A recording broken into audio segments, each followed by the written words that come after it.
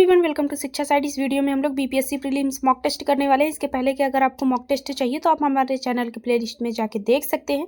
आगे के सभी मॉक टेस्ट इसी चैनल पर अपलोड होंगे, तो आप लोग चैनल को सब्सक्राइब कर लें। उसके साथ ही साथ बेल आइकन को जरूर प्रेस करें, जिससे जो भी वीडियो अपलोड किया जाए उसका नोटिफिकेशन आप सभी को मिल जाए।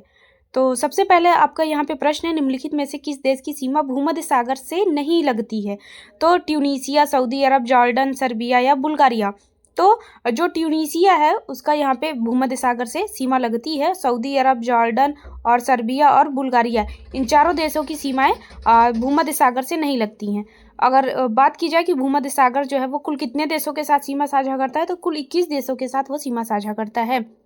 तो इसके लिए आपका जो करेक्ट ऑप्शन हो जाएगा वो यहाँ पे 2, 3 और 4 जितने भी यहाँ पे देश दिए गए हैं वो सभी भूमध्य सागर से सीमा साझा नहीं करते हैं। अगला प्रश्न है, भारत में कॉफी उत्पादन के संबंध में निम्नलिखित कथनों पर विचार कीजिए। भारत कॉफी की रोबास्टा और अरेबिका दोनों किस्मों का उत्पादन करता है। तमिलनाडु भारत का सबसे अधिक कॉफी उत्पादक राज्य है। तो यहाँ पे ये विकल्प आपका सही है, क्योंकि रोबास्टा और अरेबिका दोनों किस्मों का उत्पादन होता है। अरेबिका का सबसे ज्यादा होगा तो तमिलनाडु में इस किस्म का उत्पादन होता है। कहाँ पे होगा? तो नीलगिरी गांव में होगा। और रोबास्टा की बात करें तो रोबास्टा और अरेबिका दोनों में अगर उच्च श्रेणी का जो होगा किस्म वो अरेबिका होता है, क्योंकि इसमें सबसे ज्यादा अत्यधिक सुगंध पाई जाती है और ये तमिलनाडु में होता है। और यहाँ पे सेकंड ऑप्शन है, तमिलनाडु भारत का सबसे अधिक कॉफी उत्पादक राज्य है। तो जो तमिलनाडु है ये काफी, अगर बात किया जाए तो सबसे अधिक कॉफी उत्पादक राज्य जो है वो कर्नाटक होगा। यहाँ पे कर्नाटक होता है। कर्नाटक अकेले ही लगभग 70% जो है वो उत्पादन कर लेता है। पूरे भारत का 70% सिर्फ कॉफी का उत्पादन कर्नाटक पे ही होगा। तो इसके लिए आपका जो करेक्ट ऑप्शन यहाँ पे हो जाएगा, केवल पहला आपका विकल्प सही होता है, तो ए विकल्प पर आप टिक करेंगे। अगला है, भारत में निम्नलिखित में से किस स्थान पर रणनीतिक पेट्रोलियम भंडार नहीं है? विशाखापत्तनम, मैंगलोर, पादुर, कांडला। तो इसमें आपको बताना है कौन सा विकल्प यहाँ पे सही हो जाएगा। तो कांडला में रणनीतिक पेट्रोलियम भंडार नहीं है, तो यहाँ पर डी विकल्प आपका सही हो जाता है। नदी की युवावस्था के दौरान निम्नलिखित में से कौन से परिदृश्य विकसित होते हैं? तो वी आकार की घाटियां, झरने, गोखुर झीलें या प्राकृतिक तटबंध। तो इसके लिए आपका जो करेक्ट विकल्प हो जाएगा, सबसे पहले नदी के 3 अवस्थाएं होंगी, युवावस्था, मध्य अवस्था और प्रौढ़ावस्था। जब भी युवावस्था में होगी तो नदियों का जो अपर्दन होता है वो सबसे ज्यादा होगा, ढलान अत्यधिक होगा। ठीक है, बहाव तेज होता है युवावस्था में, और उसके साथ ही मध्य अवस्था में आते आते इनमें अपर्दन कम हो जाता है, और प्रौढ़ावस्था में आते आते वो समुद्र में, जब उनका अंतिम वो होता है वो समुद्र में मिलती है, उसी टाइम उसे हम लोग क्या बोलेंगे? तो उसे बोलते हैं हम लोग कि वो प्रौढ़ावस्था में, नदी अपनी प्रौढ़ावस्था में आ चुकी है।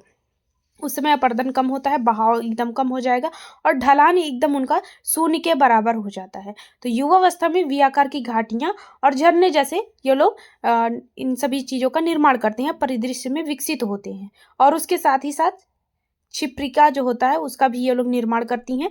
ठीक है, अगला है यहाँ पे, तो इसके लिए अगर आपका यहाँ पे पूछा जाए तो पहला विकल्प 1 और 2, वी आकार की घाटियां और झरने, पहला विकल्प आपका सही हो जाता है।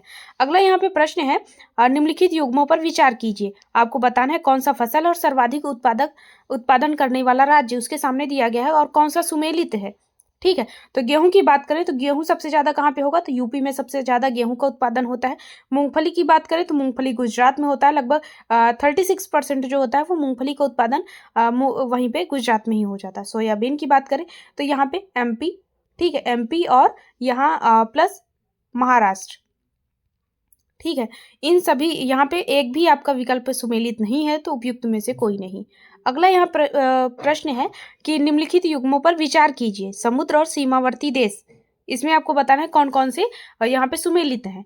तो एड्रियाटिक सागर इटली, जो कि सही है, और उसके साथ ही काला सागर रोमानिया, ये भी आपका सही हो जाता है। लाल सागर में अगर यहीं पे सूडान, दक्षिणी सूडान ना देकर सिर्फ सूडान देता तो आप ये इसका सीमावर्ती देश हो जाएगा।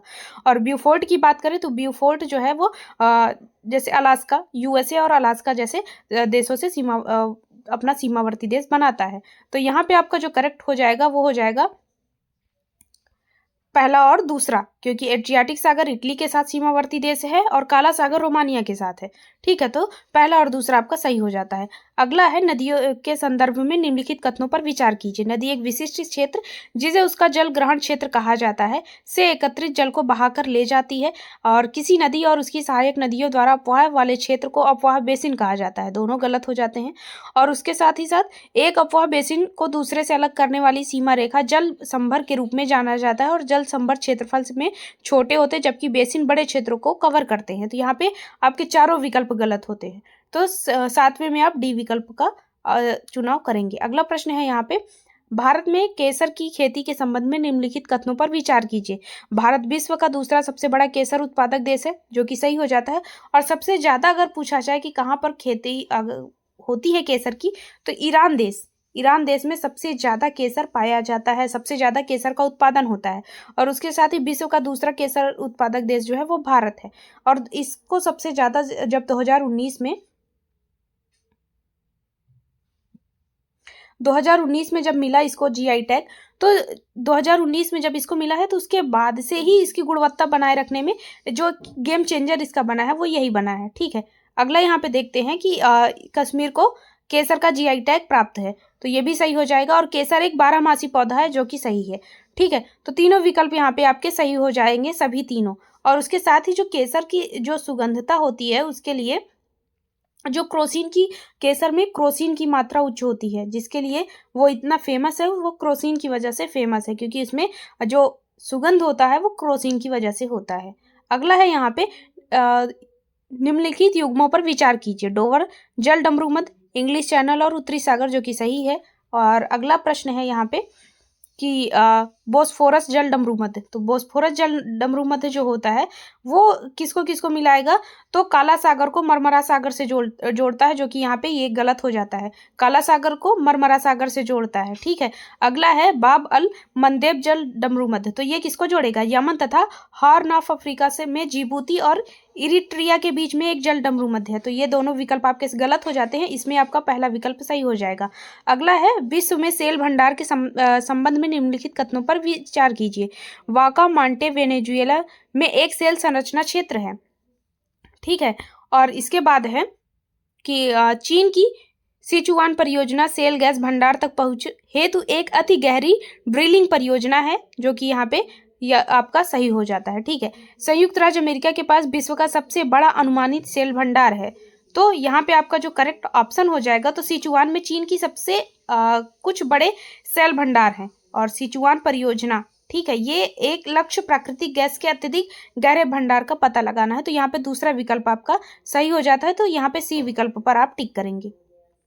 अगले प्रश्न की बात करते हैं, तो आग्नेय चट्टान के संबंध में निम्नलिखित कथनों पर विचार कीजिए। ये सामान्यतः क्रिस्टलीय प्रकृति की होती हैं, ये परतदार होती हैं और इनमें प्रायः जीवाश्म होते हैं, और आग्नेय चट्टान प्रकृति में सदैव अम्लीय होती हैं। तो आपको बताना है इसके लिए कौन सा यहाँ पे विकल्प सही होगा। तो इसके लिए ये सामान्यतः क्रिस्टलीय प्रकृति की होती हैं, जो कि सही है। और उसके साथ ही इसमें दिया गया है कि परतदार होती हैं और प्रायः इसमें जीवाश्म होते हैं। तो आग्नेय चट्टान पिघली हुई सामग्री से ठंडी होती हैं, और ये तलछटी जो चट्टानें होती हैं कि मतलब उनकी तलछटी जो चट्टान होंगी परतों में नहीं बनती हैं। ठीक है, और इसके साथ ही जीवाश्म पौधों और जानवरों के अवशेष होते हैं, और वे आमतौर पर आग्नेय चट्टानों में संरक्षित नहीं होते, क्योंकि उनका निर्माण उच्च तापमान पर होता है। इनका निर्माण तो होता है उच्च तापमान की वजह से, इसमें जीवाश्म नहीं होंगे।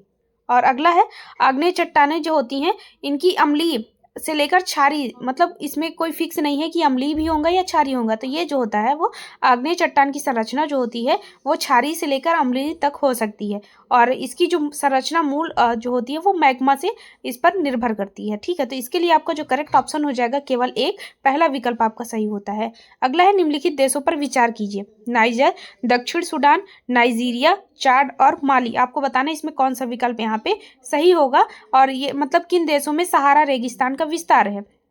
तो सहारा रेगिस्तान जो है वो कहाँ पर फैला हुआ है, तो एक ये सहारा उत्तरी अफ्रीका में फैला एक रेगिस्तान है। कहाँ पे फैला है, तो उत्तरी अफ्रीका में। ठीक है, और यह दुनिया का सबसे बड़ा गर्म रेगिस्तान है, और यह जो होता है यह आर्कटिका और उत्तरी आर्कटिक के बाद तीसरा सबसे बड़ा रेगिस्तान है, तो तीसरा सबसे बड़ा रेगिस्तान हो जाता है। और यहाँ पे बात करें तो इसमें जो सहारा रेगिस्तान में जो फैले देश हैं वो हो जाएंगे नाइजर, ठीक है, उसके साथ ही साथ चाड और माली। पहला, चौथा और पांचवा सी विकल्प आपका सही हो जाता है। अगला यहाँ पे प्रश्न है, निम्नलिखित जल निकायों पर विचार कीजिए। मेक्सिको की खाड़ी, भूमध्य सागर, लाल सागर और बंगाल की खाड़ी। उपयुक्त जल निकायों में से किससे होकर कर्क रेखा गुजरती है? इसके ऑप्शन है केवल 3, 1 और 3 और 2 और 4 और केवल 1। तो 13वें के लिए आपको बताना है कौन सा विकल्प यहाँ पे सही होगा। तो मेक्सिको की खाड़ी और लाल सागर, इन दोनों से जो है वो जो कर्क रेखा है वो होकर गुजरती है। तो पहला और तीसरा विकल्प आपका यहाँ पे सही हो जाएगा। इसके लिए आपका यहाँ पे बी विकल्प सही होता है, पहला और तीसरा, मेक्सिको की खाड़ी और लाल सागर से कर्क रेखा होकर गुजरती है। अगला प्रश्न है यहाँ पर, निम्नलिखित प्रकार के ज्वालामुखी के संबंध में निम्नलिखित युग्मों पर विचार कीजिए।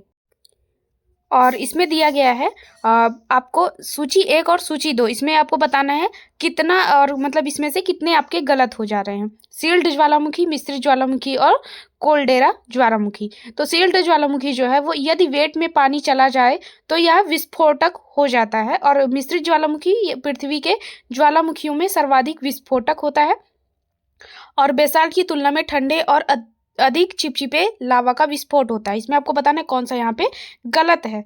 तो यहाँ पे जो गलत की बात हो रही है वो सिर्फ मिश्रित ज्वालामुखी पृथ्वी के ज्वालामुखियों में सर्वाधिक विस्फोटक होता है। तो ये विकल्प आपका गलत हो जाता है, क्योंकि जो यहाँ पे बेसाल्ट प्रवाह को छोड़कर, ठीक है, पहला युग्म इसलिए सही हो जाता है क्योंकि बेसाल्ट प्रवाह को छोड़कर सील्ड ज्वालामुखी पृथ्वी पर सभी ज्वालामुखी में सबसे बड़े हैं, ठीक है। और अगर यह किसी तरह का पानी वेट में चला जाए तो यह विस्फोटक हो जाता है। जैसे हवाई द्वीप इसका सबसे बड़ा ज्वालामुखी है, उदाहरण जो है हवाई द्वीप इसका एग्जाम्पल है। अगला है मिश्रित ज्वालामुखी की बात करें तो मिश्रित ज्वालामुखी की विशेषता यह होती है कि बेसाल्ट की तुलना में ठंडे और अधिक चिपचिपे लावा का विस्फोट होता है।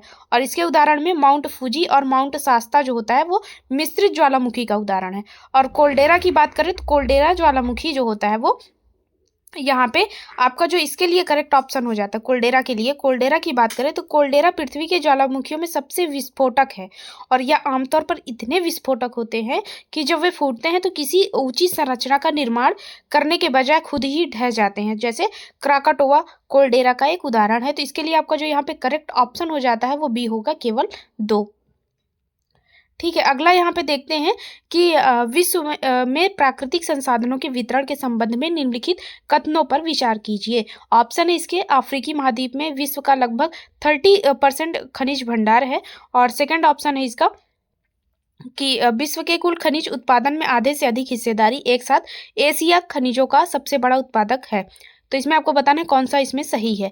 तो सबसे पहले संयुक्त राष्ट्र के अनुसार जो है वो अफ्रीका में विश्व का लगभग 30% खनिज जो है वो भंडार है। और खनिज भंडार की बात करें तो सबसे ज़्यादा यहाँ पे ये खनिज भंडार 30% है, 12% जो होता है वो यहाँ पे तेल भंडार है, ठीक है। और उसके साथ ही साथ 8% वहाँ पे प्राकृतिक गैस का भंडार है, कहाँ पे, अफ्रीका महाद्वीप में। और उसके साथ ही साथ अगला है कि विश्व में कुल खनिज उत्पादन में आधे से अधिक हिस्सेदारी के साथ एशिया खनिज का सबसे बड़ा उत्पादक है। तो इसके लिए आपका यहाँ पे जो करेक्ट ऑप्शन होगा वो आपका हो जाएगा कि पहला और दूसरा दोनों आपका विकल्प सही हो जाता है। अगर बात की जाए इसी जगह पे कि जो लिथियम है, लिथियम और कोबाल्ट की प्रमुख धातुएं जो हैं इसका उपयोग किसके लिए किया जाएगा, तो बैटरी निर्माण में किया जाता है। और यह विश्व का लगभग जो 63% कोबाल्ट होता है वो कांगो में इसका सबसे ज्यादा उत्पादन होता है। अगला प्रश्न यहाँ पे देखते हैं कि निम्नलिखित कथनों पर विचार कीजिए। एस तरंगों की गति पी तरंगों से अधिक होती है। एस तरंगे ध्वनि तरंगों के समान होती हैं और एस तरंगे केवल ठोस माध्यम में संचरण कर सकती हैं। और चौथा है पी तरंगे गैसीय, तरल और ठोस तीनों माध्यम में संचरण कर सकती हैं। तो इसमें आपको बताना है कौन कौन सी तरंगे। तो जो भूकंप के दौरान जो उत्पन्न तरंगे होती हैं उन्हें भूकंपीय तरंगे कहा जाएगा। पहला दो ये जो होती हैं वो 2 तरीके की होती हैं, भूगर्भिक तरंगे और सतही तरंगे। तो यहाँ पे सबसे पहले हम बात करें तो पी तरंगे क्या होती हैं। जो पी तरंगे होती हैं वो सबसे तेजी से चलेंगी और सतह पर सबसे पहले पहुंचती हैं। अगर ये सतह है तो इस पर सबसे पहले अगर कोई पहुंचेगा तो वो पी तरंगे ही पहुंचती हैं, ठीक है। और जो पी तरंगे हैं वो ध्वनियों के तरंगों के समान होती हैं। और क्योंकि जब ये चट्टानों से होकर गुजरती हैं तो ये चट्टानों को धक्का देती हैं, ठीक वैसे ही जैसे ध्वनि तरंगे वायु को आगे की ओर धकेलती और खींचती हैं। और एस तरंगे क्या हो जाएंगी, तो एस तरंगे जो होती है केवल ठोस पदार्थों से होकर गुजरती है। यह तरंग चट्टान को ऊपर नीचे या अगल बगल की दिशा में गतिमान बनाती हैं और पी तरंगों की तुलना में थोड़े धीमी होती हैं। ठीक है, तो इसमें आपका जो करेक्ट ऑप्शन हो जाएगा वो आपका हो जाएगा यहाँ पे 2 और 3। यहाँ पे ये दोनों विकल्प आपके जो होते हैं वो सही हो जाते हैं, 2 और 3। इसके लिए आपका जो करेक्ट ऑप्शन होगा वो आपका हो जाएगा, इसके लिए आपका जो हो जाएगा वो तीसरा और चौथा विकल्प आपका सही होता है। यहाँ पे मैंने तीसरा और चौथा लगाया भी। और एस तरंगे केवल ठोस माध्यम में संचरण करती हैं, तो ये आपका सही हो जाएगा। और ये पी तरंगों से जो होती हैं वो कम, इसमें ऊर्जा होती है वो कम होगी। अगला प्रश्न है, निम्नलिखित कथनों पर विचार कीजिए। अवसादी चट्टानों में पिछले युग के जीवों के जीवाश्म होते हैं और अवसादी चट्टानों में उस समय के वातावरण की जानकारी दर्ज होती है जब इसका निर्माण हुआ था। इसमें आपको बताना है कौन सा यहाँ पे सही हो जाएगा। तो इसमें जो आपका ये दोनों है, अवसादी चट्टानें पिछले युग के जीवों को जीवाश्म होते हैं अवसादी चट्टानों में। ठीक है, और अवसादी चट्टानें जो है उस समय के वातावरण की जानकारी दर्ज होती है, तो दोनों विकल्प आपके यहाँ पे सही हो जाते हैं। अगला प्रश्न है, निम्नलिखित युग्मों पर विचार कीजिए। कोयला खदान और देश, तो इसमें आपको बताना है कौन कौन से उससे इसमें सुमेलित हैं। तो इसमें पहला है नॉर्थ एंटेलोप रोसेल कोयला खदान, संयुक्त राज्य अमेरिका में है। ये आपका यहाँ पे बताना है कि कौन सा यहाँ पे सही है, तो ये आपका यहाँ पे सही हो जाता है। ठीक है, नॉर्थ एंटेलोप जो है वो कोयला खदान संयुक्त राज्य अमेरिका में है। जिनताई कोयला खदान जापान में है और हनबाज कोयला खदान फ्रांस में है। तो जिनताई कोयला खदान जो है वो जापान में ना होकर ये चीन में है। ठीक है, और उसके साथ ही साथ और हम्बाज कोयला खदान जो है वो हम्बाज कोयला खदान ये कहाँ पे हो जाएगा, तो ये है जर्मनी में। तो इसके लिए आपका यहाँ पे जो करेक्ट ऑप्शन हो जाएगा वो केवल पहला आपका यहाँ पे सुमेलित है। अगला प्रश्न है, निम्नलिखित कोयला खदानों को उत्तर से दक्षिण क्रम में व्यवस्थित कीजिए। बोकारो और तालचेर और सिंगरेनी, इसमें आपको बताना है कौन कौन से इसमें आपको सुमेलित करना है, किस दिशा में, उत्तर से दक्षिण की दिशा में। तो इसमें जो आपका हो जाएगा कि इसके लिए सबसे पहले बोकारो। ठीक है, उत्तर से अगर दक्षिण की बात की जाए तो उत्तर से दक्षिण की यहाँ पे सबसे पहले बोकारो होगा, फिर उसके बाद तालचेर और सिंगरेनी। तो यहाँ पे डी विकल्प आपका सही हो जाता है, पहला, दूसरा और तीसरा। अगला है, पृथ्वी की संरचना के संदर्भ में निम्नलिखित कथनों पर विचार कीजिए। महासागरीय परत महाद्वीपीय परत की तुलना में अधिक मोटी होती है, मेंटल मैग्मा का मुख्य स्रोत है और कोर का निर्माण अधिकतर निकल और लोहे से हुआ है। आपको बताना है 20 के लिए कौन सा विकल्प यहाँ पे सही हो जाएगा। इसमें कितने सही हैं, तो इसमें केवल 2 सही है, बी विकल्प आपका सही हो जाता है, क्योंकि कथन एक आपका यहाँ पे गलत है। महासागरीय परत महाद्वीपीय परत की तुलना में अधिक मोटी होती है, ये गलत है। भूपर्पटी की जो मोटाई होगी वो महासागरीय और महाद्वीप क्षेत्र के अंतर्गत भिन्न भिन्न होती है, और महाद्वीपीय जो परत की तुलना में महासागरीय परत जो होती है ये मोटी ना होकर अधिक पतली होती है। और महासागरीय परत की औसतन मोटाई पूछी जाए तो 5 किलोमीटर है, जबकि महाद्वीपीय परत की लगभग मोटाई जो होती है वो 30 किलोमीटर के लगभग होती है। तो यहाँ पे पहला विकल्प आपका गलत है, इसमें आपका 2 विकल्प केवल 2 सही हो जाते हैं। अगले प्रश्न की बात करें तो अगला प्रश्न है यहाँ पे, अपक्षय के संबंध में निम्नलिखित कथनों पर विचार कीजिए। इसके पहला आपका ऑप्शन है कि यह पृथ्वी की सतह पर चट्टानों और खनिजों के टूटने या घुलने का वर्णन करता है। सेकंड है, चट्टानों के अपक्षय के कुछ मूल्यवान अयस्कों के संवर्धन में मदद मिलती है। और अपसल्कन अपक्षय के प्रभावों में से एक है। इसमें आपको बताना है 21वें के लिए कौन सा सही है। तो सबसे पहले यहाँ पे बात करें कथन एक, यह जो है वो सही है, क्योंकि जो अपक्षय पृथ्वी की सतह पर चट्टानों और खनिजों के टूटने या घुलने का वर्णन करता है, ये आपका सही है। और जैसे बर्फ, पानी, अम्ल, लवण और जो भी जानवर और तापमान में परिवर्तन, अब सभी जो है वो अपक्षय के कारक होते हैं। और दूसरे की बात करें तो दूसरा भी विकल्प आपका सही हो जाता है, क्योंकि चट्टानों और निक्षेपों के अपक्षय से लोहे, मैग्नीज, एल्युमिनियम, तांबा जो भी होते हैं वो कुछ मूल्यवान अयस्क जो होते हैं वो संवर्धन और संकेंद्रण में इनके मदद मिल जाती है। और तीसरा जो विकल्प है अपसल्कन, तो अपसल्कन जो होता है वो एक प्रकार का अपक्षय है, और जो तब घटित होता है जब भूमि की सतह में समांतर दरार दिखाई देती है। जैसे ये समांतर दरार दिखाई देती हैं तो इसके जो परिणाम स्वरूप होता है वो उत्थान और क्षरण के दौरान दबाव में कमी होती है। तो यहाँ पे आपके तीनों विकल्प जो है वो सही हो जाएंगे, सी विकल्प आपका सही हो जाता है। अगले प्रश्न की बात करें, सौरमंडल के संदर्भ में निम्नलिखित कथनों पर विचार कीजिए। सौरमंडल के सभी ग्रहों का निर्माण लगभग एक ही समय अवधि में हुआ है। इसमें आपको बताना कौन कौन से विकल्प यहाँ पे सही हैं।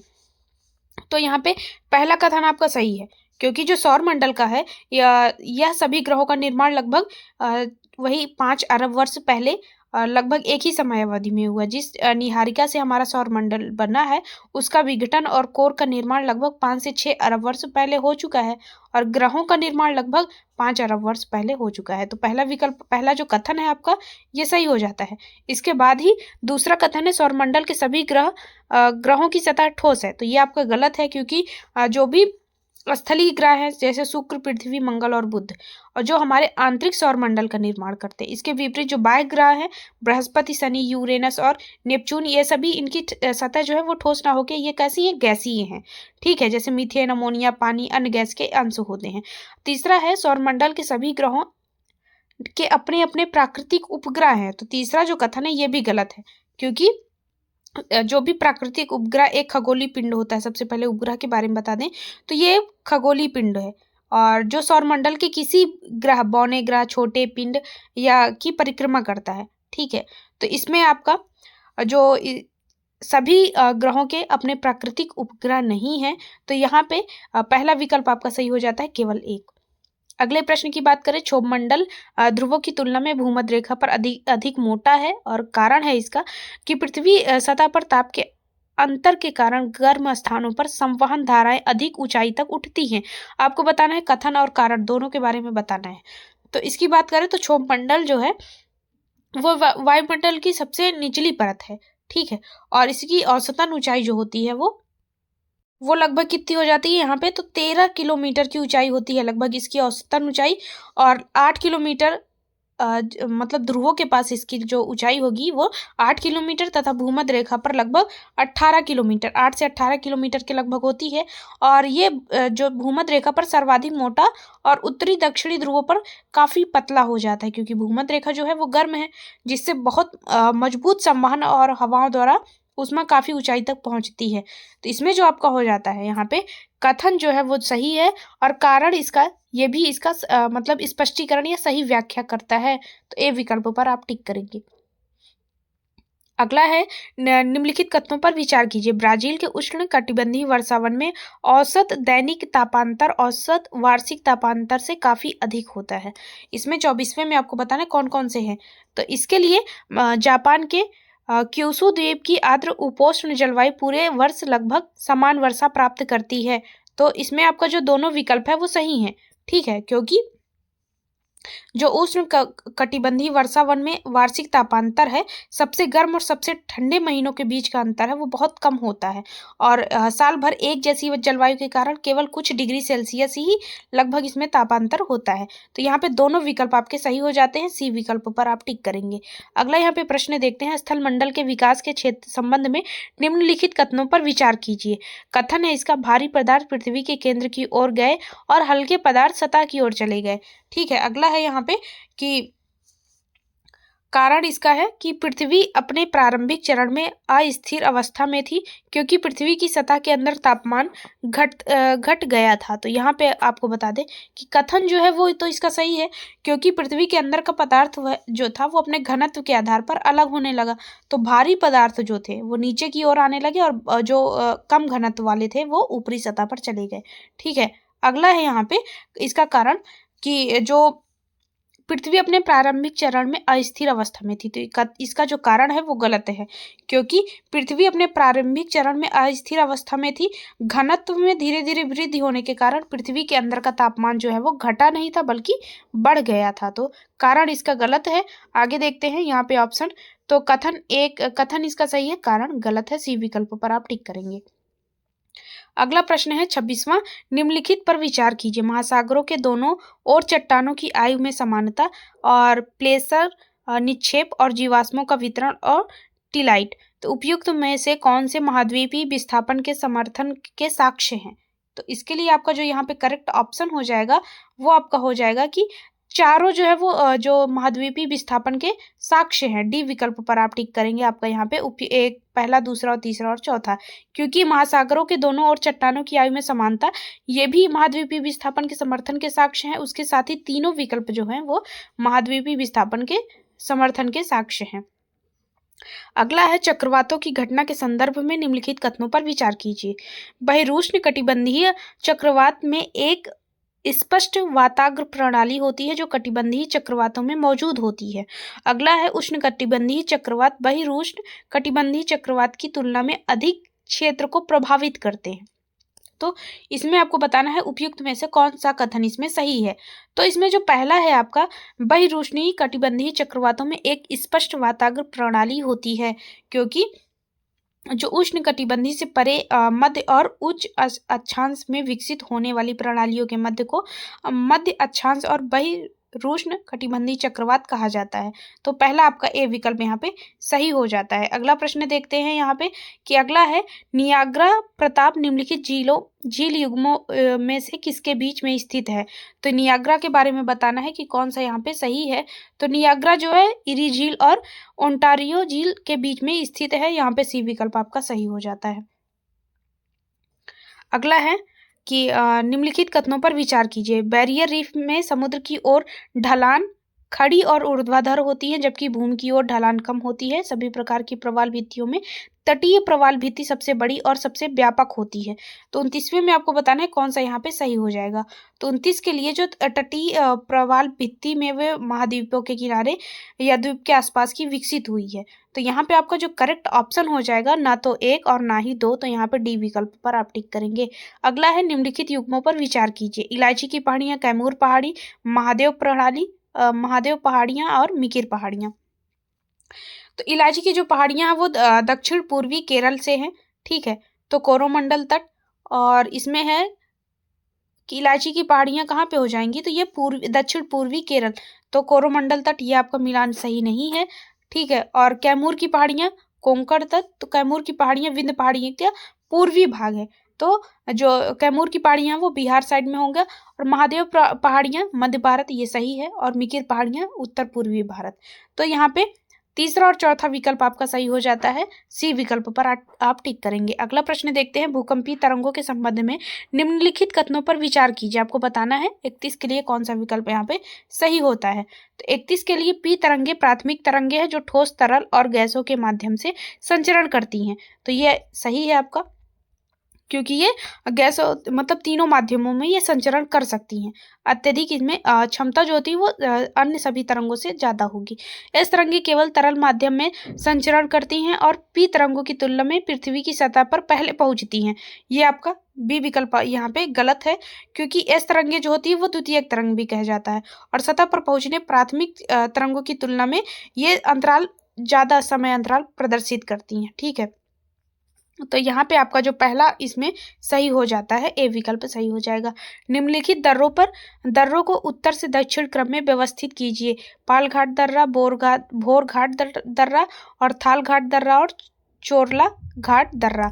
तो 32 में आपको बताना है इसमें आपको सही उत्तर से दक्षिण क्रम में व्यवस्थित करना है। तो इसके लिए आपका हो जाएगा यहाँ पे सबसे पहले उत्तर से दक्षिण की क्रम की बात करें तो यहाँ पे आपका हो जाएगा कि थालघाट दर्रा, फिर उसके बाद भोरघाट दर्रा, फिर उसके बाद चोरला घाट दर्रा और पालघाट दर्रा लास्ट में यहाँ पे हो जाएगा।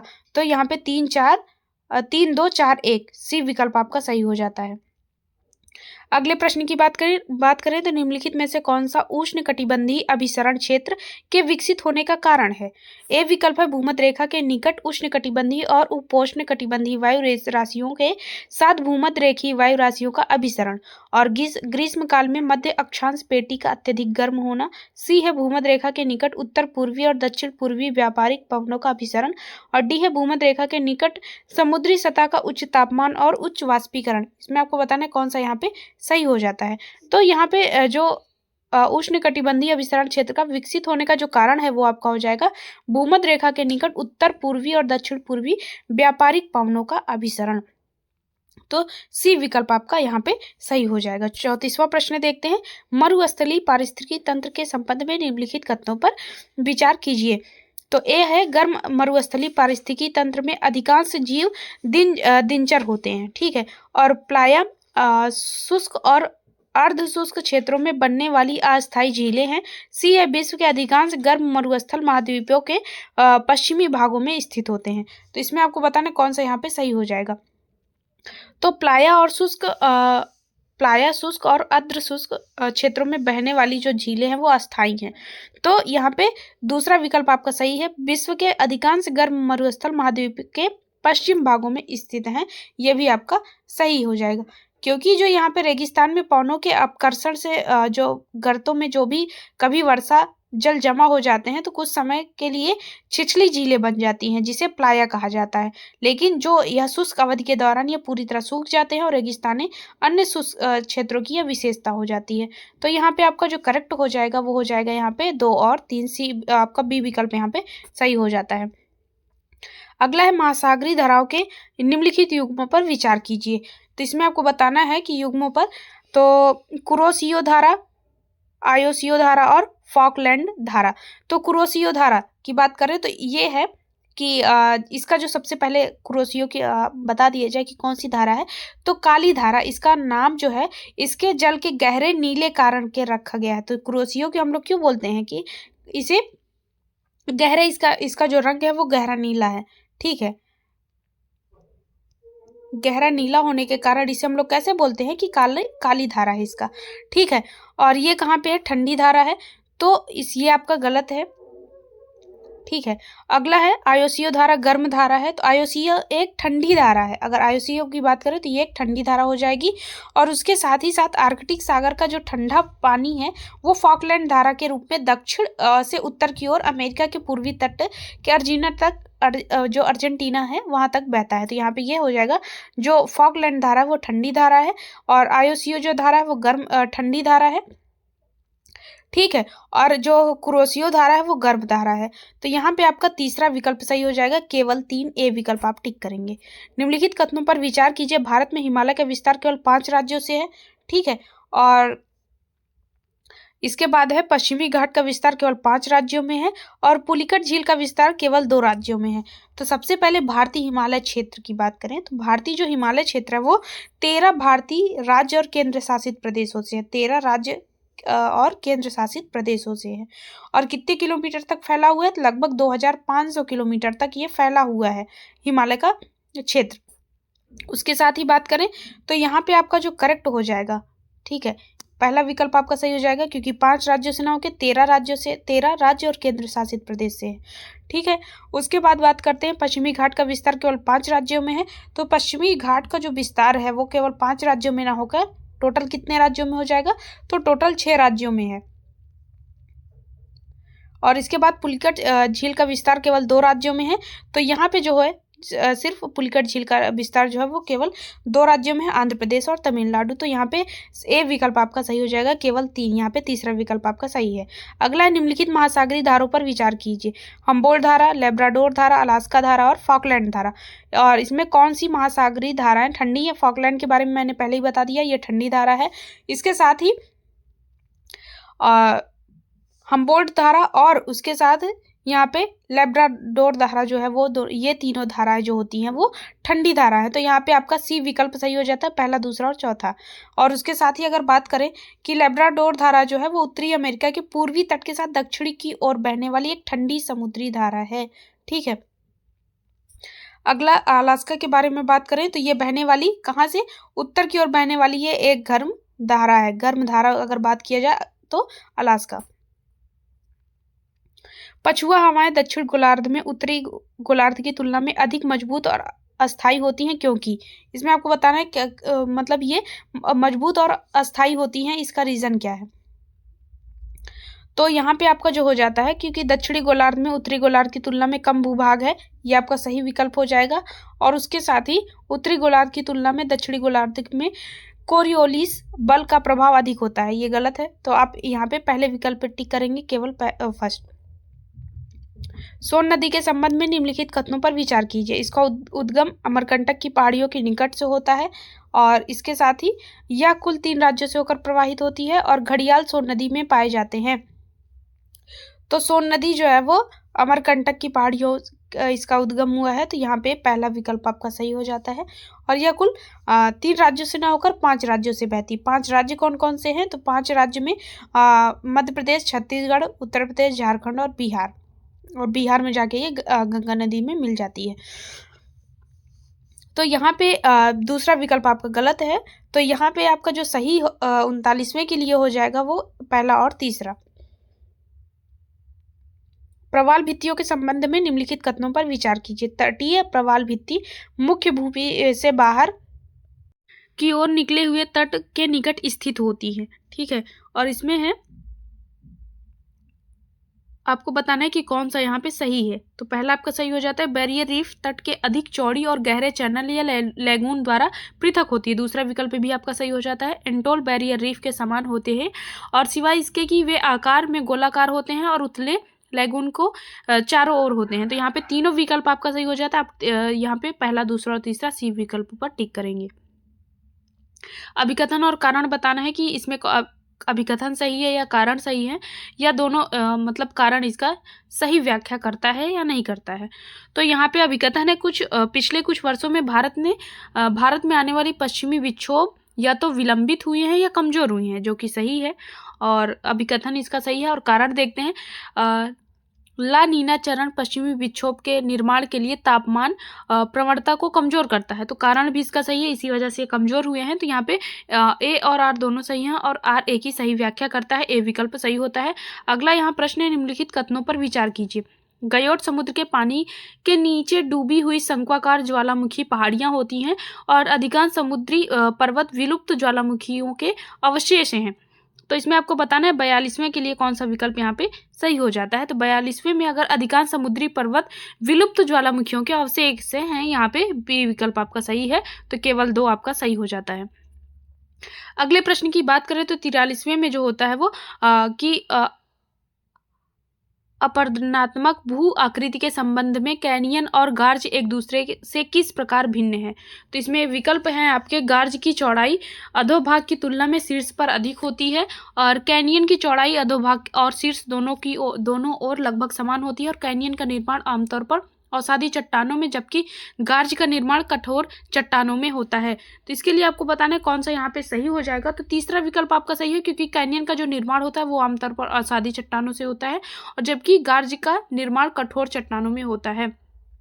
तो कैनियन का निर्माण अवसादी चट्टानों में होगा और गार्ज का निर्माण कठोर चट्टानों में होता है। तो यहाँ पे बी विकल्प आपका सही हो जाता है। स्थानीय तूफान और उनसे संबंधित क्षेत्र के बारे में निम्नलिखित युग्मों पर विचार कीजिए। ब्लॉसम शावर, नॉर्वेस्टर और बोर दोइशिला और लू। इसमें आपको बताना है इसका क्षेत्र कौन सा स्थानीय तूफान है और उसके क्षेत्र। तो 44वें में जो होगा आपका कि सही सुमेलित हैं, सुमेलित आपको बताना है।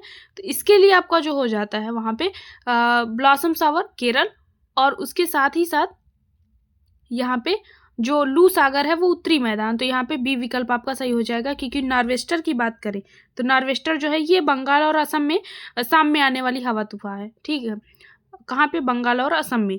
और उसके साथ ही साथ बोरदोइशिला जो है, तो बोरदोइशिला असम में तूफान को कहते हैं। ठीक है, असम की तूफान की बात करें तो नागालैंड से ना होगी, यहाँ पे असम रहता तो उसके लिए सही रहता। यहाँ पे आपका बी विकल्प सही होता है।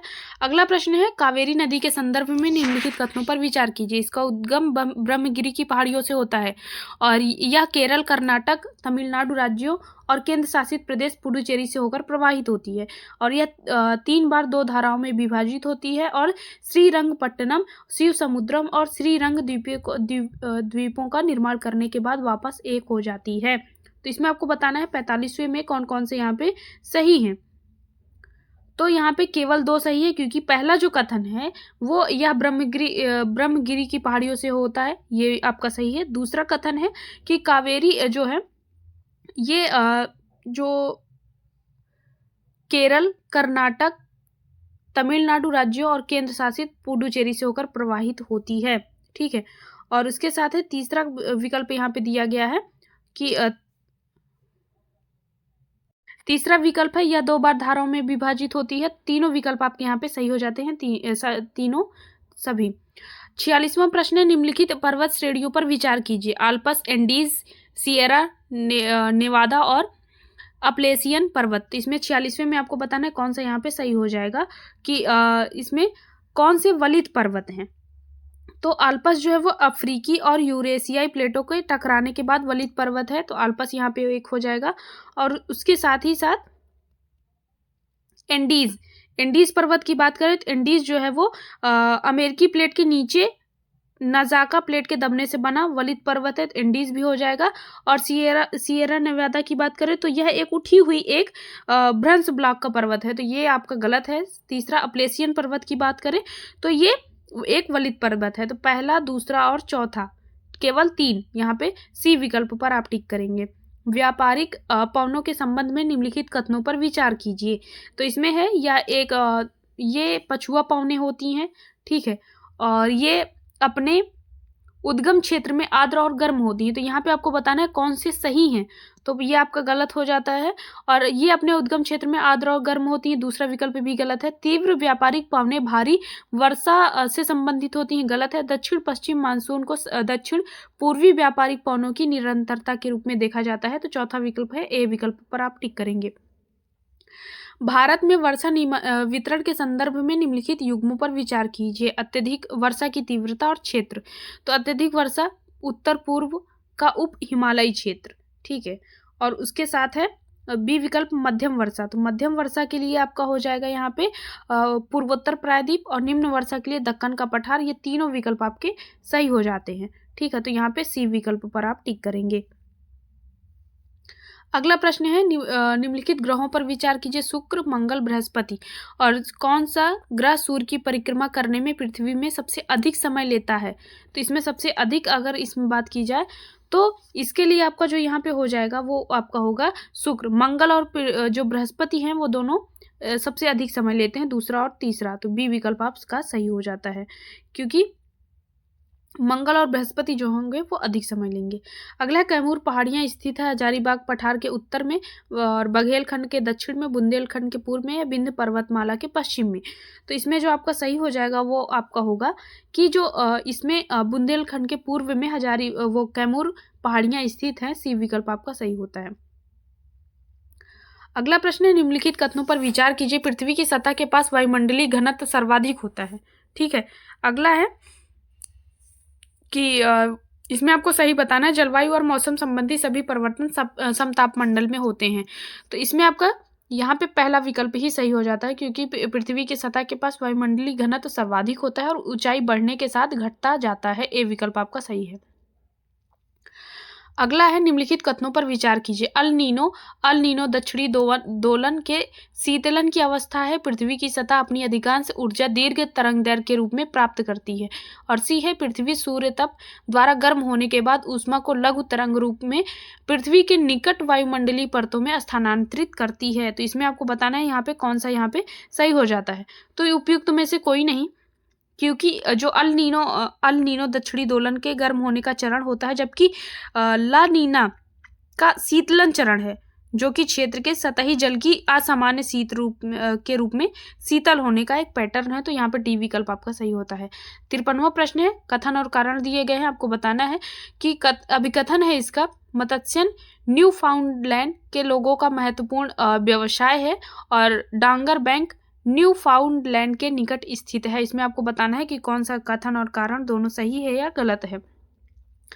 तो मत्स्य न्यू फाउंडलैंड के लोगों का महत्वपूर्ण व्यवसाय है, ये आपका सही है, कारण यहाँ पे गलत हो जाता है, सी विकल्प सही है। अगला है यहाँ पे 54वां प्रश्न, जल वाष्प वायुमंडल में पाई जाने वाली एक परिवर्तनशील गैस है जो ऊंचाई के साथ घटती जाती है, और दूसरा है वायुमंडल में जल वाष्प की मात्रा भूमध्य रेखा से ध्रुवों की ओर घटती जाती है।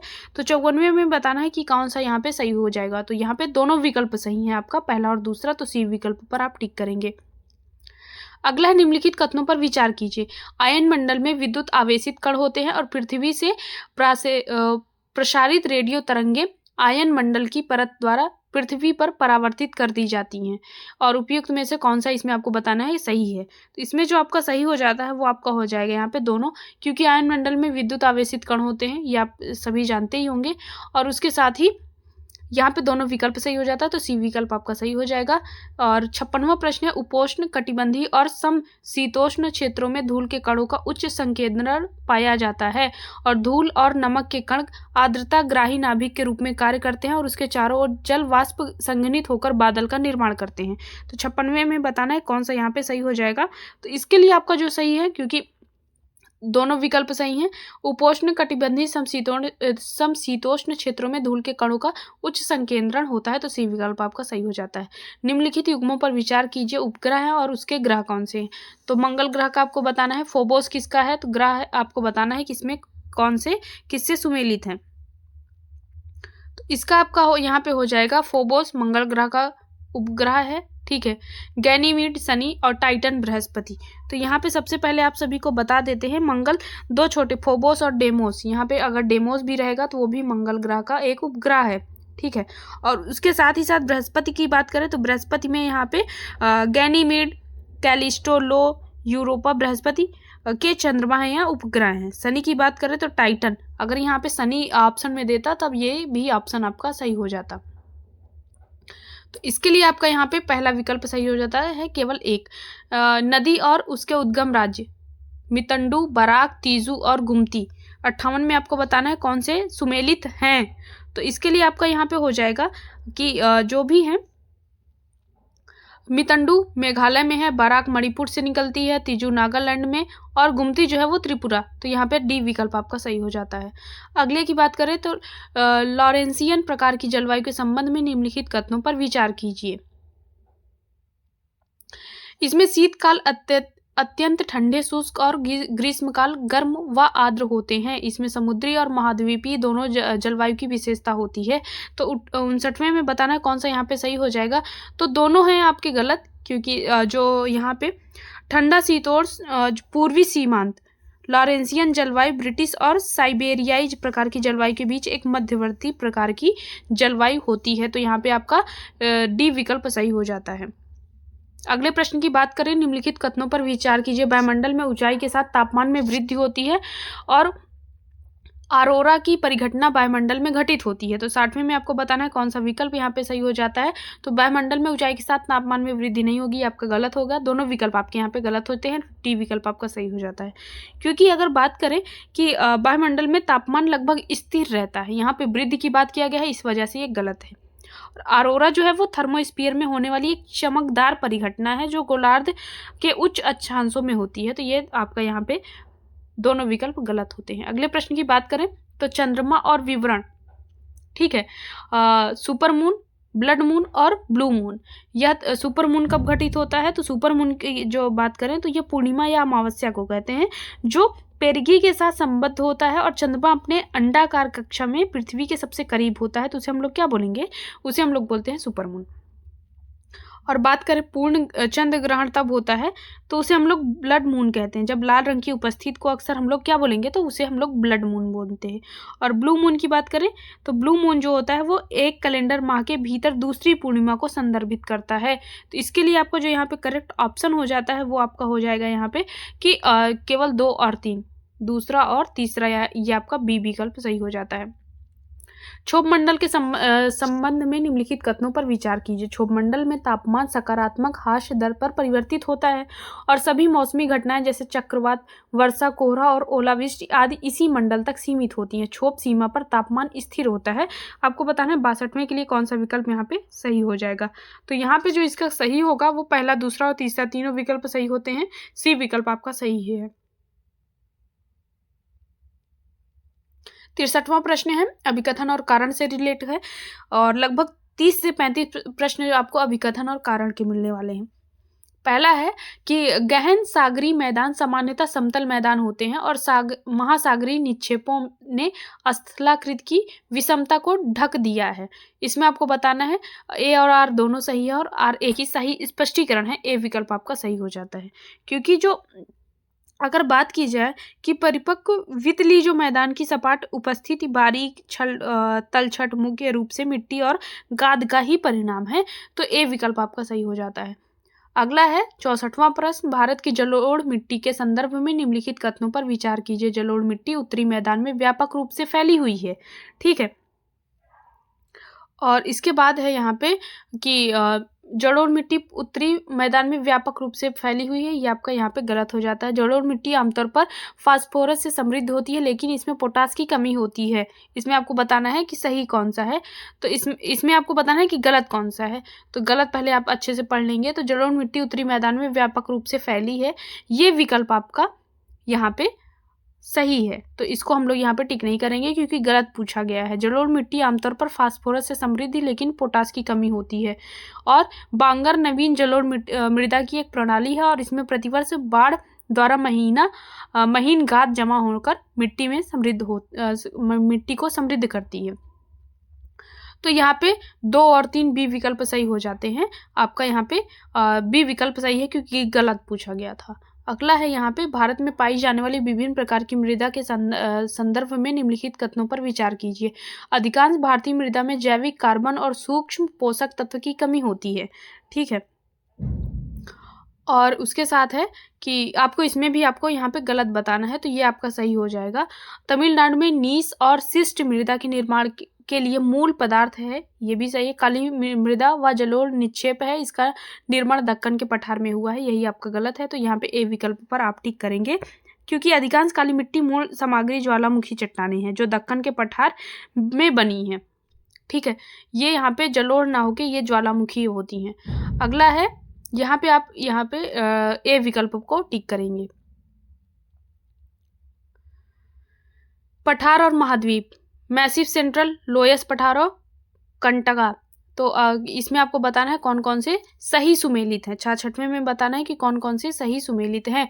तो मैसिव सेंट्रल यूरोप में है, ये आपका सही है। लोएस्ट पठार एशिया, ये भी आपका सही है। और कंटका ये आपका अफ्रीका में है। तो यहाँ पे सी विकल्प आपका सही हो जाता है। अगले प्रश्न की बात करें तो प्रसिद्ध स्थान है और इसमें राज्य है, तो फुकरी, चकतारा और कलिम्पोंग। तो इसमें आपको बताना है कौन सा यहाँ पे सही सुमेलित है। इसके लिए आपका हो जाएगा, फुकरी जो है वो हिमाचल प्रदेश, तो यहाँ पे उत्तराखंड दिया गया है, ये आपका सही सुमेलित नहीं है। अगला है चकतारा। चकतारा की बात की जाए तो चकतारा जो है वो उत्तराखंड, तो ये भी आपका गलत है। फुकरी हिमाचल प्रदेश और चकतारा उत्तराखंड। और कलिम्पोंग जो है वो पश्चिम बंगाल, ये आपका सही है। केवल 3, सी विकल्प आपका सही हो जाता है। भारत में झीलों के संदर्भ में निम्नलिखित कथनों पर विचार कीजिए। वुलर झील का निर्माण संरचनात्मक गर्त के कारण हुआ है। तो जो झील का निर्माण हुआ है वो कश्मीरी घाट की सबसे बड़ी झील है जो झेलम और अन्य नदियों के प्रवाह को प्रभावित करती है। ठीक है, और ये संरचनात्मक गर्त पर कब्जा कर लेती है। तो इसमें आपको बताना है कौन कौन से सही हैं। ठीक है, तो पहला आपका यहाँ पे सही हो गया। और कोलेरू झील का निर्माण डेल्टाओं के बीच एक खोखले स्थान के कारण हुआ है, तो खोखले स्थान के कारण हुआ है, ये भी आपका सही है। और कोलेरू झील की बात करें तो यहाँ पे जो 2 डेल्टाओं के खोखले स्थान के गिरने से बनती है। ठीक है, और गोदावरी और कृष्णा डेल्टा के बढ़ने के कारण आंध्र प्रदेश में एलूरी के पास कोलेरू झील का मामला सामने आया है, उस स्थान पे उसका निर्माण हुआ है। कुमायूं हिमालय में स्थित नैनीताल, तो ये भी आपका सही हो जाता है। तीसरा विकल्प आपका सही हो जाएगा। अगला है अम्लीय और क्षारीय लावा की विशेषताओं के संदर्भ में निम्नलिखित कथनों पर विचार कीजिए। क्षारीय लावा में सिलिका की मात्रा कम होती है जबकि अम्लीय लावा में सिलिका की मात्रा अधिक होती है। 59वें में आपको बताना है कौन कौन सा यहाँ पे विकल्प आपका सही है। तो पहला विकल्प तो आपका सही हो जाता है, अम्लीय लावा का गलनांक क्षारीय लावा की तुलना में अधिक होता है। दूसरा भी सही हो जाता है, अम्लीय लावा क्षारीय लावा की तुलना में अधिक चिपचिपा होता है। सही है, अम्लीय लावा क्षारीय लावा की तुलना में कम विस्फोटक है, तो यहाँ पे आपका सी विकल्प सही है। अगले प्रश्न की बात करें, जल विभाजक और नदी बेसिन के बारे में निम्नलिखित कथनों पर विचार कीजिए। नदी बेसिन भूमि का वह भाग होता है जिससे होकर कोई नदी और उसकी सहायक नदियां प्रवाहित होती हैं। और बी है, जल विभाजक का क्षेत्रफल कुछ नदियों के नदी बेसिन से बड़ा होता है। उपयुक्त में से आपको बताना है कि यहाँ पे कौन सा कथन इसका सही होगा। तो यहाँ पे 70वें के लिए बात करें तो यहाँ पे पहला ही विकल्प आपका सही है, और नदी बेसिन भूमि का वह भाग होता है जिससे होकर कोई नदी उसकी सहायक नदियां प्रवाहित होती हैं, तो ए विकल्प आपका सही हो जाता है। अगला है, निम्नलिखित कथनों पर विचार कीजिए। कथन है और कारण है। कथन सेकंड है, यूरोप के पश्चिम तट के बंदरगाह सर्दियों के दौरान बर्फ रहित होते हैं। ठीक है, तो ये आपका यहाँ पे सही है। और दूसरा कथन है, यूरोप के पश्चिमी तट के बंदरगाह उत्तरी अटलांटिक प्रवाह से प्रभावित होते हैं, तो इसी वजह से वो बर्फ से रहित होते हैं। तो दोनों विकल्प है, कथन 1 और कथन 2 सही हैं और सही व्याख्या कथन 2 कर रहा है, तो ए विकल्प आप टिक करेंगे। अगला है भारत के निम्नलिखित में से किस प्रकार के जलवायु क्षेत्र में लैटेराइट मृदा अच्छी तरह से विकसित होती है। तो उष्णकटिबंधीय वर्षा जलवायु क्षेत्र और पर्वतीय जलवायु क्षेत्र, मरुस्थलीय जलवायु क्षेत्र, या इनमें से कोई नहीं। आपको बताना है कि इसमें कौन सा यहाँ पे सही होगा। तो इसके लिए आपका उष्णकटिबंधीय वर्षा जलवायु क्षेत्र जो है वो लैटेराइट की मृदा अच्छी तरह से यहाँ पे विकसित होती है। ए विकल्प आपका सही हो जाता है। भारत की लाल और पीली मृदा के संदर्भ में निम्नलिखित कथनों पर विचार कीजिए। लाल मृदा क्रिस्टलीय आग्नेय चट्टानों पर विकसित होती है, ठीक है। और इसका यहाँ पे दिया गया है कि पीली और लाल मृदा उड़ीसा और छत्तीसगढ़ के कुछ हिस्सों और मध्य गंगा के मैदान के दक्षिणी हिस्सों में पाई जाती है, ठीक है। तो ये दोनों विकल्प आपके सही हो जाते हैं। अगला है क्रिस्टलीय और कायांतरित चट्टानों में फास्फोरस के व्यापक प्रसार के कारण मृदा का रंग लाल हो जाता है। इसमें आपको बताना है कि कौन कौन से सही हैं। तो ये आपका गलत है और केवल 1 और 2 सही हो जाता है। निम्नलिखित कथनों पर विचार कीजिए। लवणीय मृदा में सोडियम, पोटेशियम, मैग्नीशियम की मात्रा अधिक होती है, इसलिए ये अधिक उपजाऊ है। तो इसका रीजन आपको बताना है कि ये किस वजह से है। तो ये आपका यहाँ पे आपको सही बताना है। तो ये आपका गलत है, क्योंकि लवणीय मृदा में सोडियम, पोटेशियम, मैग्नीशियम का अनुपात अधिक होता है। इस प्रकार यह जो अधिक उपजाऊ ना होकर ये अनुपजाऊ होती है, ठीक है। इसमें लवण अधिक होते हैं, जिसके कारण यह शुष्क जलवायु और खराब जल निकासी का स्रोत है। लवणीय मृदा पश्चिमी गुजरात, पूर्वी तट के डेल्टा और पश्चिम बंगाल के सुंदर वनों में विकसित है। तो यहाँ पे दूसरा विकल्प आपका सही हो जाता है। तो इसके लिए आपका केवल 2 विकल्प सही हो जाएगा। जेम स्ट्रीम के संदर्भ में निम्नलिखित कथनों पर विचार कीजिए। तो इसमें आपके हैं जेम स्ट्रीम तीव्र गति वाली पवनें हैं जो समुद्र की सतह के पास बहती हैं। और दूसरा है तो समुद्र की सतह के पास लगभग ये कितने किलोमीटर से 9 से 12 से 13 किलोमीटर के बीच में इसकी ऊंचाई स्थित होती है, इसलिए यह समुद्र की सतह के पास तेजी से बहने वाली हवा नहीं है। तो ये आपका यहाँ पे गलत हो जाएगा। जेम स्ट्रीम वर्ष भर एक ही स्थिति में रहती हैं, ये भी आपका गलत है। ये पूरे वर्ष एक ही स्थिति में नहीं रहेंगी, क्योंकि जेम स्ट्रीम की गति मुख्य रूप से तापमान से प्रभावित होती है, तो इसकी वजह से वो एक ही स्थिति में नहीं रहेंगी। और थर्ड है जेम स्ट्रीम गर्म और ठंडी वायु राशियों की सीमाओं के साथ बहती हैं। तो तीसरा विकल्प भी आपका सही हो जाता है, केवल सी ए विकल्प आप टिक करेंगे। अगला है निम्नलिखित में से कौन सा कथन अवरोही पवन का सही वर्णन करता है।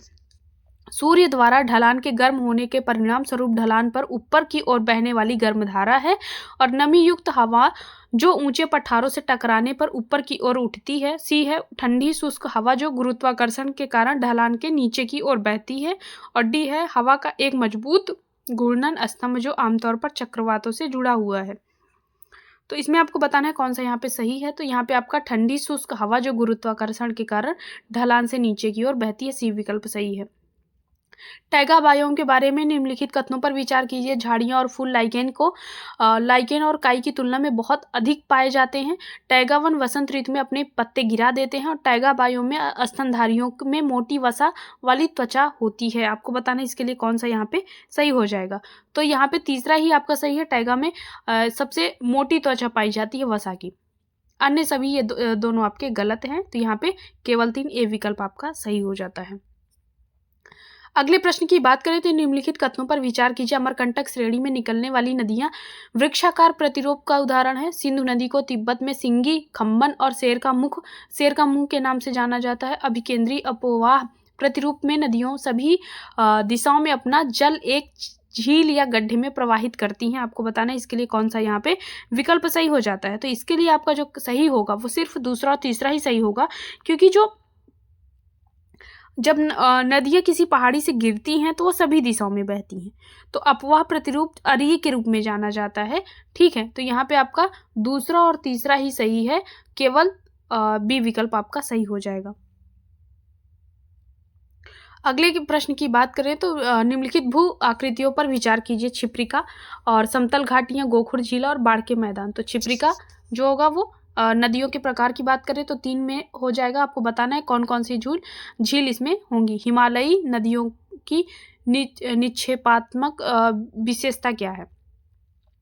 तो 79 के लिए बात करें तो यहाँ पे आपका जो करेक्ट हो जाएगा समतल घाटियां, गोखुर झील और बाढ़ के मैदान। दूसरा दूसरा, तीसरा और चौथा यहाँ पे सी विकल्प पर आप टिक करेंगे। अगले प्रश्न की बात करें, निम्नलिखित पर विचार कीजिए।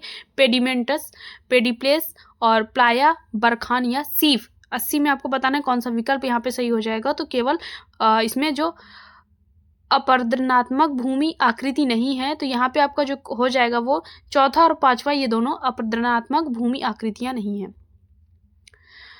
कोकोस द्वीप समूह के संदर्भ में निम्नलिखित कथनों पर विचार कीजिए। यह द्वीप समूह प्रशांत महासागर में स्थित संयुक्त राज्य अमेरिका के दूरस्थ क्षेत्र है और इसरो इस द्वीप समूह पर गगनयान मिशन के लिए एक ग्राउंड स्टेशन विकसित करने की योजना बना रहा है। तो इसके लिए आपको बताना है कि कौन सा यहाँ पे सही हो जाएगा। तो इसरो यहाँ पे ये दूसरा विकल्प सही हो जाएगा कि गगनयान मिशन के लिए कोकोस द्वीप को ही चुना गया है। तो यहाँ पे बी विकल्प आपका सही हो जाता है।